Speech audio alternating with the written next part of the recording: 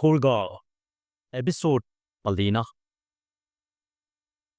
hetianga remsang izonga kavan roi la hian oril tu buai tu dangin meron deng lia heizong midang ani talo kan lai na chunga thlenge ani tatlat mai katan chuan katunu tiang poin asoi thei ome tui kuala ania kanin zom na ber apa kanut nutra afa chu kumsang kha zukwa sangkwa parukana thido anu nen chawa khosa annina a apa hianin athi main inle lo alo din sak to wangin mei thai ma ni se khosak lama an har sate chiam lo nu ber hianin dor changtlung tak anei boka katunu chamte chu po som pani zirlai ania enge mo ti changa kan ina ronriok vezo zo hi aching boka kan nu pain mi angai na a pute ti in min kawa kan fa pa po hianin angai ve em trin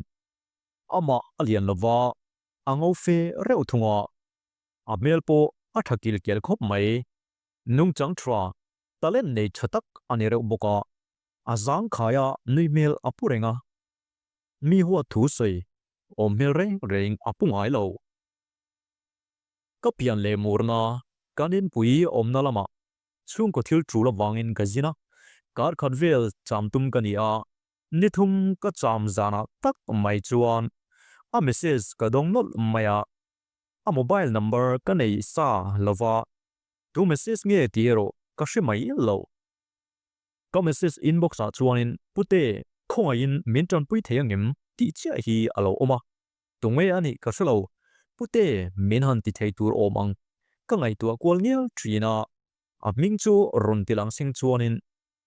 ka hriat thenge karinga tu ani hrichiang talo chuanin tunge o tin kan thom leta a rang takin channa alo tling ngala mi hre tol wem ni awamak ve pute itunu naute khakania aron pita e animo katunu kha ani nge chu engthil nge ni ta le kan tia e ka fia jelom I number kalola kollo wang mai ani hi engthil nge ni ta kanote ti in ka han chang le thuaya kan duat e ma wang hian note ti mai lovin kanote ti in kan nu pa in kan ko thin ani are wanga dar kar khatvel nuwa a message aron teng lia omzia om to chuang lo min tran pui le lo mai ro ko om anuam lo zuala note ka thei phot chuan tran pui nge yang che ti in khan thon le ta are le wanga anakina chuanin kanu hi ka phanga yani aron ti le ringota ka ngai that lo na azwal se la pangin phone tumin ka handai ta a are fe aring nuwa chuanin ala do ne mo katia ma se a met top ta da ya ego tingi tin message kan thon ngala biak tlak ta ni lo aron tia enge om zia ni ta ang ka ti ngai na filo chuanin ka handai nun lenga ta a topa chuan a phone chu ala ta fra ma hello aron tia note enge om zia eng ma ani le love min tran pui thei chuang lovang pute aron tia a o chu amu mal tat lo ril runa ti hriat takian I ruilo ka han ti tong nga angoi wanga ain nit deuh ni om tak ri hi ka hria ka ngai a thalo zuala kom anuam lo tul mai mi chang don talowemo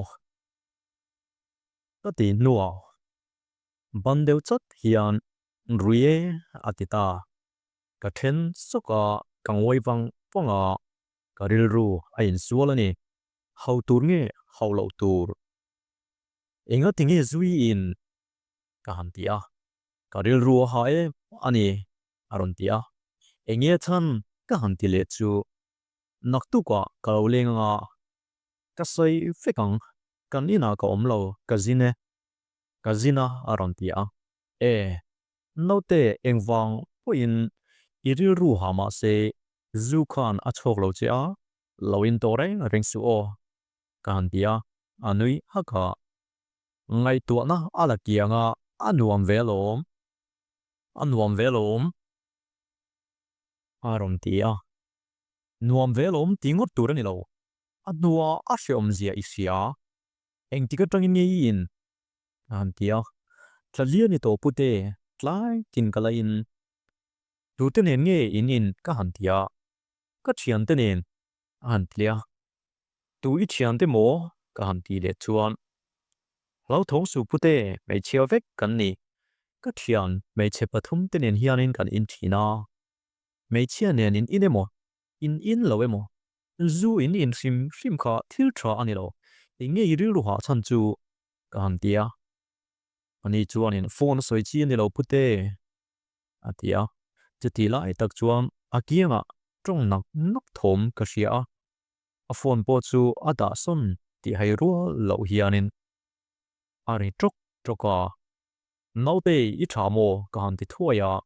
atnu dewa chuan chae pute mian lo kala kakal kiang lokolom aron tia naute ngaitla zu in kanin thiltra ayin thiltralo atentia loin tomia su meichia le ngal zu in chu aza omlo le zual ti fiko ho nga ro katitamia mia maya angai dan turpo ko ngai tua lo anila chuan opa ngai takian zanina tan chuanin ka du to tin kan inanga ka du to don ma se ka thian te ruala ka ho ngai don sia ka nga angai lom aron tia ingin nge in kal kan tia ka thian ten motor nei thian an chuaya an motor chuan kan tia aron tia e chuan in khoya ka tile vaka ani chuan in pa ka aron tilia keila an moto ril ru ha nen khui lai pa ka mo ka han tile ngala angoi tadaya ka handset po asavar to rilun wamlo taka ka omlai chuanin ka handset chu aron hor tata message alo tlengani arang takin kan honga pute ka battery loa mang tha mai ti alo in ziak kala omnuam lo tak chuang chu zanjok ka bangralta ani atu kho alo war chuanin note book khan karil rualwa in lama kanupui han trilila alo han ngai ven mai theyanga tia phone ka tumla ai takin anilo lovin thilakal gwal chiam palang ti kal hlaule thuta ka thulle ta zoka chumini chuanin turang wangin ka boini ling saka zana chuanin kan loi thin na biak ina kein khoma nilai zan thupui kan zira kan soi tui hle loma dar rian le achen via kan bang thei ra ma in khom bana ko ran fuai tu min lo du saka min kai fuai tu te le thalai le nu le pa te na in ngai takin chibai kan hanin buk liam hloma kanin pui kan naute omna chuanin in khom ban thing pui kan in zan dar som do na kan tin ta loma một mấy tụi mà cái tao mấy lại chuan cái handset aron chele dara cái nó bây giờ ringin cái hành là cái tụi nó notebook khá lâu nè pute anh chỉ có nghe lâu hồ nè tụm aron tia cái lệ thổ trâm nia chuanin cái lâu hồ mà nắng cái tia avari về aron tia cái chuanin ngay tiếng nghe cái tile vata lâu hồ thuai là cái đủ pute ite na lo chuanin tu ne na ma ka boi na hi kala soim ya lo ania kan aron tia ke chuanin I boi na takpo ka hresi lo se ba tu ni chuanin ka se tlatang hat soite atia kanu po ko sil ngam lo aron tile eng tak chu ni mo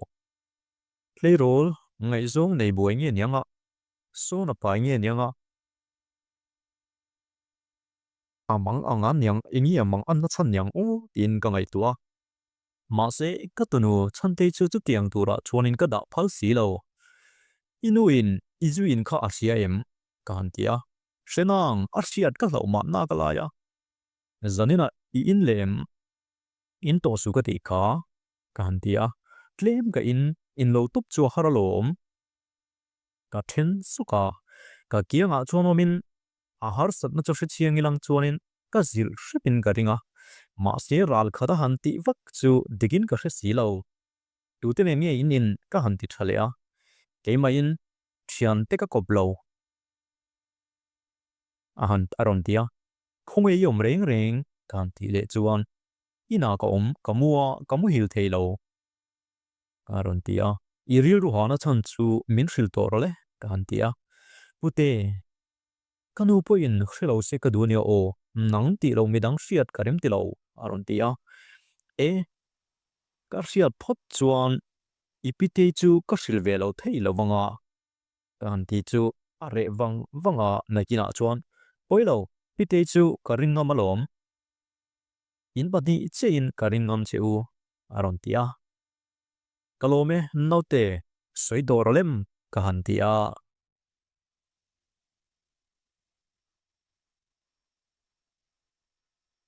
chudi chua message ringota in biak chu han phone nila atha zo ko ngem ti ka ngai tua ma se text message a chut wai zo ka a soi ngam zo karin le zo ka wangin ka phone du talem lova a message lo alo tling le a heti hian a in zia ka thani liam ta khan ka dam lo wangin keima chawin ina kamua ka bial pa alo kala min mut puya tuma ka tang ven asal tuka ma se ka chaw buk nen ka tang zo talawa min mut puita a aron ti a karum hoka achun zomna aron tlengle thuaya min mut pui nuwa chuan are tawang wanga phone ka tumin a switch off flat zela lo len po atum to lova message po achang du talo kamang ang karil ru anabok si a aron ti a katunu note payroll nung chang thale fel em chuanin tlangwal sual atongani kathina ursi chuti rual chuanin ani katunu po athiam lo ti ka mubok si ka in se ru ngot maya ti chuan irai ti na emni ka hantia are wanga ka ngai athalo zual sawa katunu chuanin tlangwal sual son apaita ani tak chu ka tiril ru a engtin tak chon nge ka tan puyang ti ka ngai to a kalua hei takher mai ma se amese saron tleng lia rai love ma se aron ti zuya engi ma se chu tin ka chang le vata ka bial pa chu ka thian ten an soi danin ngai zong anei nual to a nula tangwal na lama po a in pang na sa a tun main rilo atithin antiboka ma se ka dan hianin ka ngai ati thalo ka khua sika ka kuate thalowa ka oma nuam lo ani thi dai ka du aron tia cheile ka tunu chule achunga engi thlengta o pathian chutiang van duai tur chuanin ka tunu no te kha ka phal ngai lo sin ka tiril ruwa intilhum dai mai te hi ka duwa ma se ka nu hi ka ngai tu asi pute ka nu hi kam ngai sin aron tia kamitui anap soka katha akura ngai na re ka selo note khoya ma chuak lovin ina lomla karon hove le atulang ang chukun ti dawnnia lomang ang su athiam te na lo tong try la e point klo tong try sak ringang che eng ma itilawang athian in engkim ati thei tin ka thon nga la ka tong try thei le ka tong try thei le nem ka hul vika tong try po ka tum to lo aron tia e chutiang ani ngai lo tong try ro cham tu ri hriat lo poin alol pa mi chan puiro ti ngut poin lo tong try ro o pathian in apmangai che kan ti a mare le bang fanga kalo ho vel le karong thilang chia ilo chu thavat dawnnia ti in kan message le ma o mantra ti che ka donga are zuitak awang chuanin keipo ka le topa kamuhia zingal ani atuk zinga chuanin kan nu nena phonein no te chunga thil tling chu ka hril ngala ka thu hril chuan a bar khai ve kher mai phone chu chang lovin angoi fanga lo tong trai pui char tur le midang shilmi alo turin ka cha anu po in asya lo kha ala thaber ri e in ka shila kanu pui chuanin aril runat takyan mama pa po mitilovin usia afo mak vele o kano te chu kavalai na tak em atia atrap ti ka shereng ke po chuanin cha muam deuh hianin amak tingot mai lo chu soitura la omri lo ani hi eng poni se pathianin nga phot apoi mo ber ti theidang kan nei ri si lo tong try apoi mo o tong try katia kano te po eng ma shil katum lo thile chian ma le a chiperemo a thamperemo kan ken ma a mi thuruk shil hi tha katilawa a tulani chuan an thiat hun ala ommayang katia ka zep tangar ngarani atu pathian ni anina a ho drul tina in mitur et renga kati tur ka zo fel ma in katlan holo cho chuani e ma se khua hi kangai na ta katlak lel vete lu nen ma ani khua hi kangai na a katlak lel vete lu nen ril ruking bai takin pathian ni chu kapang liama zan lama po nauti nen chuan kanin message renga ka ho hun a nei to wang le arala tanga eng ma ti thei ka nei to chuan lo awangin buaina lam kan sei lova ma se aril ru ero siam turin ka cha mola atuka ho mei tur kan hi to wangin tlenvel le lo riak la turin ka cha lo biak lok to sumo chuanin helkam nei trevin aizol lam kapan le ta ani zingkara tlan kan ni boka chundar som khatvela aizol kan luta taxi line kan veng lama ka tlan tlale ngal fanga kanin katleng chu enge moti takin ka thol huaya ole ni tinga sol langal kan ni boka ka ha dam man fe dom ti ka ria ka tlen vel le kan buin tui min lo lum sak chuani kein bol ngala ka har songa aril ruwa helkam nei ti hai ruwa lo hianin lim taxi hian min lo dong songa ha adam thin te e kan thut muan nuwa kan no ne na chuan no te ne na kanin biak na tim chang chu ka shil mola azana lo riak thatura ka cha thu te nen chuan kan pui chuan in mama pa ka ril ruwa na hle a ma se pathianin kan ta na thaturin rem min ruwa sang e yang ti karin tap nuwa ka ha adam to khopasin no te chu kalaina tak zedani a hantia alo omcha ariana pindan chu abati fela ati fel nuwa chuanin ka zin thom no bal te chu asule a ala dari thelom kati chung poin boya foi ala hun leinem atimaya achevel chu karotli renga napui fel nei hadam tla sia le tlarau thianim uap na tuaya chung konun nom sia chu ka chut neu pa karil ruin pathian nen alom thu ka seimol mola dar thomaria erong abol main boya shwai turin kanupui cha chuaka achwa nu loka chuan message ka donga naute sms kalau chuk thlachia e ti thu hi tong traina pindana kaluta pathian nena min fuaina wanga lom thu soin ka tong traya naute kan lo kom dan tur tlengin akuda ka lana diktak chuanin ka hopurani achunga vanduaina teng chu ain thua thip chawsel ani chuanin adin mun achetak me don a min timang angru riau mai boya le anu anlo ho a boya chuanin pa ege min lo hon a han tingal panga ka fa pa chu ngai min kapoma abianga ka fa pa boya eng ma karon le man lo ka man mo lutuka a han ngoi wanga nakina chuan pa apoilo min lei sau sia thola om ati tarewa boyan de na chuan boya you know te adam lova kan ina aron omri dona tuna alo chuklame ka kan ti chuan ka thil lei lo lam a hre chang to lo azuanga yes atia mut pinda chuan in tlak turin phul sitin atlan luta aron chuak le thuaya pa a u chu engki ka nge halo tlenang ka wo muak don o ha ati che la boya alo tling te pang dule veranda son lo wo muak kila tia ka poma pona chuan kan chuak tun ta a kan chuak nu loka taxi aron ding tata akong karen hoa nau te nge mai chu alo chuak ta boya chuan a u tin alo ko uvata nau te ron hoi chuakin minan en chu a mel adang lamboi hian kria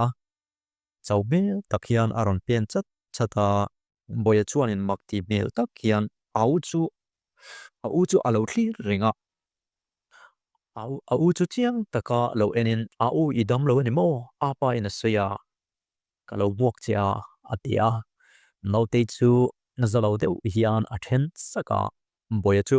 pom an tum zuaya ma se a chan ka felo kim mel takin akut chu alale ngala akain akai thazoka boya vek chuan a u chu alaina ngam ni turani au kan ina yomanga damdoi yeyanga idam le dai mayang kepo damdoi ke eya anu atong traya kadam dai zel alo ti fe bawa no te chuanin anau chu a ena alunga chiati alang reng mai kepo ka dik big lo boya dena chuan boya iu kha ala chawani kha akuma muro se nakina aharuna chuan adam to anga inin komdom nia katia amboya chuanin leinat mel takiana uchu han ena au ka khuma muduni la iduem te chu ala te ta deba naute chuanin eng ma asoi thei to loba hoipo a hoi chuang ngam to puk heklo abala chuanin ka vuana angik feya khumlama chuanin ka kai pheya abok ngal tlo pa ka choi chowa ka mut that tira puanin ka khua ani chuanin mai chu a blanket chuanin a khu tangal boka boya chuanin a uchu leinat melzet hian a thlir lenga nagina chuan apa a uchu adam thuayang tiro anu nen kan pathumin kan tong trayanga I chuan atidam mayang tiro atia chan har ka tikher mai ma se shilhayanga achan min zot anga dot fil ka du don silo nie boya adam mayang tison muha adam ro se ka ti thei tro ka naute mudna pindan kong khar chu ka khara boya pot chu ka kai rang takala naute chuanin nazan ria po elo aron tho ma chuan kai tho kan thria sia muha dam phot mai se thain kan thria a pei huna aron eve mayang chu kan tia ma se a ei tamya lo zan ria ei khama khian te ho aron lut naka ka tluan le tluan note meron zot loma Ray Tulovin Timpuin Zoa Anhole Tadia la Zandar Yat Vela Note Mudna Pindan Chu Kabahonga Kahan Soya Kasoy Rual Chia Aron Chet Ngala Bangin Amuhi Lo Tik Ria Note Ilo Thope Yangim Kahan Ti Chuan Kasoy Jia Chu Afetiamanyang Chao Jung Jung Chuan Alo Tawa Amai Avapia So Dura Kantilain at Yalsia Timpuiro Kan Ina boya amot fel nuwa apite po alo thuvea apite nena kanin kara athuju alunga chethar le thu niturani apite yo ma amai phumin ain nid le lopa tingai na shabi kheklo anunga chuanin duat takin kalo chulve ringota apite melpo mutlak a ombik lo nakina chuana in sum thei ta anyang alo daw chuaka ka be se ai daya fel hian in a thua ma se a mel han en reng hian a tharia maya cho ei lova mut amulo ti hairu anilo karinang chia chuan pute thlathumai rei ma mumalin kamuto lova cho la ka ei thei heglo ka van duai ani an ngoi vanga chuta ke po ka thiam big lo ni atilia pite chu han ena pite ka za tak zet chewa ma se nang ni lo chu rin ngam ka nei si lo ka nui na hriat chuanin ke ai na tur don tik hria chu wang chuanin angai ti thalo tura ka tum lo hrim hril po ka hril lo atia ke chuanin naute ipite nen hianin kan thei to pin kan pui don chelom tuna tang chuanin ru ha dam takin tumla thilkal to chu thilkal to ani a ril ru tharin nun kan bang to dawnnia nam poin ril ru siam nan i bang dawnnia ka han tia chu vel le naute chuanin beidon mel tak hian minan ena beidong thuk tak o hian pute sia to lo malam hun eng ma ka nei to lo kan po bak hian thim vek atita ro ta apite chuanin nem tak hian nelove naute chu tianga beidon turani ngai lo mitam takin ito ang wangduani hi an to ka ma se an tur chuagalom a thim zong lirin thil clear turani lo an tivea naute chu an ngoi fanga nakina chuan ite ka din mun chiang lo hi ani kamang tiang tu chu kamu manglam thleng hianin mangchia in min ti buaya a cheber ka do no the ilo atifana ke chuan ani le note tuna hian enge ti lei du ber iril ru ha dam nan chuan engtia han ti re nge idu ka han ti a angoi wanga atnuwa chuanin pute ka hril to chang khanin tun main damdoi atichin an ti a nula po alo kop nual to ane ome chu wang chuan ka oma nuam thei lova thisen tes ka du ani ma se ke mai in han ti mai ngai na ka hre si lova atita a ani don tak mo adin mun a hria chian ma chuan kan nav hi a oma nuam thei don hek lo ani hi kan puinen chuanin kan in mela flotling in ti tak hian kan han kier saka adin mun eng ma a chiang chuang lawu ti kan thri chuak rual le anyang kan mel chu kan na vilai na in ain tlak le ngala no te vek chuan pute du ila chuan ka je plen thei emang ma se min bum tu kha merin lelom takani a ka thian te soi dan phei chuanin ate nom hle ani mai i thei ka ngaya thalowa min pui tu tur ka dab ru ringa ka thian te po fuai thei kanina a ka thisen a thiang limemo thiang lim loemo in ring lelin thisen ka tes tir ti ang soi chua zeu chuan ka chele nang ti ka hlawa wangin ka hril ngam tarawani atia adik chia mai ti chuan alo tuar thlok tloka aril ruha chhongnan zulama te alo duanta ani ke chuanin ani le no te naktu ka i han kal nga lang miang ril ru se oma iom reng hi a thalo lao thong mia su pathian hena kan hlam chia aveng him mang che ring lel su kan tia ani chuanin khoi bera nge kan kalang atia ke chuan civil hospital ICTC a kanan fuai don chenya I shem ka han tilia ani chuanin shemaila du tlan tur kanayom chunania hetiang haril ru se oma reng ai chuanin ani ang ni lo a ka din mon ria chen lo hi ka du kaning mai o engwangin nge khatiang miri nom lo laka khanin kaloin pek mai le a han tile to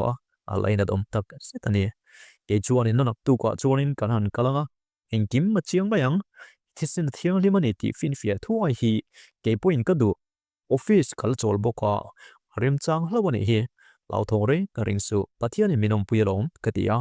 chu chu kan thu thluk na ani ta phot ani tong trai na hun kan banga note chu pathian ku ta kan hlana atu ko kan thil ti turnen zamda somvela muturin kan pindan theu kan pan loma lekhati chin khani le phot sila ngai ta tu te khoi takin a faksel na kha comment lama khanin a meron ngai poi mo sak ramula ale pek le adang han bua sai zel kha phurna min pe thar thina nia ngai tla tu te zinga la subscribe lo te kanomani chon khoi takin min lo subscribe sa turin kan som bok chewani kalome